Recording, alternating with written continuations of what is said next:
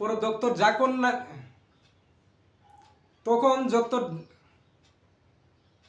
পরে ডক্টর জাকির নায়ক মেয়েটিকে উত্তর দিল ডক্টর জাকির নায়ক মেয়েটিকে উত্তর দিল যে বোন, তুমিও মক্কা মদিনায় যাইতে পারবা, শুধু তোমার পাসপোর্টের ভিতরে একটা নাম যোগ করে দাও, লা ইলাহা ইল্লাল্লাহু মুহাম্মাদুর রাসূলুল্লাহ।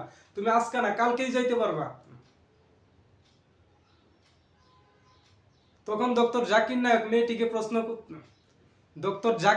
মেয়েটিকে উত্তর দিল যে বোন, তুমিও মক্কা মদিনায় যাইতে পারবা, কালই যাইতে পারবা, শুধু তোমার পাসপোর্টে একটি নাম যোগ করে দাও, লা ইলাহা ইল্লাল্লাহু মুহাম্মাদুর রাসূলুল্লাহ।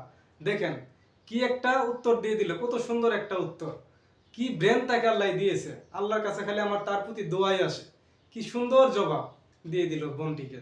বোন শুনে তো বুঝতেই পারলো বিস্তারিত ঘটনাটা।